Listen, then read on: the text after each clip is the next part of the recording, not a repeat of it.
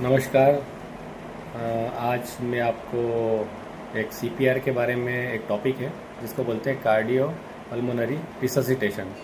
मतलब जिसे भी अभी अटैक आता है, अटैक आने के समय में कैसे उस पेशेंट को बचाया जाए, क्या किया जाए और कैसे उसे वापस से नॉर्मल कंडीशन में लाके अस्पताल तक पहुंचाया जाए। अगर आप इमरजेंसी में घर पर हैं तो आपको ये सीखने की ज़रूरत है। इसमें एडल्ट के लिए सबसे पहले मैं बताता हूँ कि अगर कोई व्यक्ति बड़ा है, एडल्ट है, तो उसे सीपीआर देने के लिए क्या किया जाता है। तो सीपीआर का मतलब होता है कार्डियोपल्मोनरी रिससिटेशन।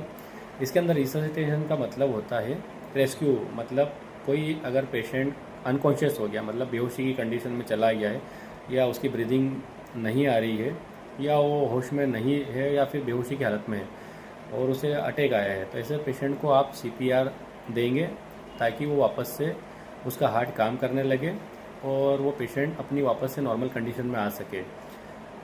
तो इसके अंदर सबसे पहले एडल्ट के अंदर हम जब सीपीआर देते हैं उसके अंदर आपकी पोजीशन हाथ की ऐसे होना चाहिए, इसके साथ में दूसरा हाथ ऐसा आता है और इस तरह से आप पंप करते हैं। इस तरह से देना पड़ता है। कहाँ देना पड़ता है? तो इस जगह पर, यहाँ पर जो दोनों चेस्ट के बीच की जो जगह है, हार्ट जो रहता है लेफ़्ट साइड में होता है, लेफ़्ट से थोड़ा सा इस तरफ बीच में, स्टर्नम के ये जो पोजीशन है इसके बीच में दिया जाता है।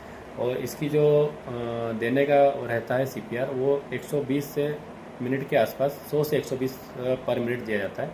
और हर 30 बार कंप्रेस करने के बाद आपको 2 बार उसे माउथ ब्रीदिंग देनी है, मतलब मुंह से उसे सांस दी नहीं। और उसके बाद फिर देखना है कि वो रिकॉल कर रहा है नहीं, मतलब उसे होश आने की कंडीशन आ रही है नहीं, उसका हार्ट काम कर रहा है नहीं। अगर नहीं कर रहा है तो ये साइकिल आपको रिपीट करनी है। और अगर एक व्यक्ति दे रहा है, अगर वो थक रहा है, तो उससे सेकंड को वापस से फिर ट्राई करना है, क्योंकि एक पेशेंट को एक ही व्यक्ति है बार बार नहीं दे पाएगा। तो इसे आपको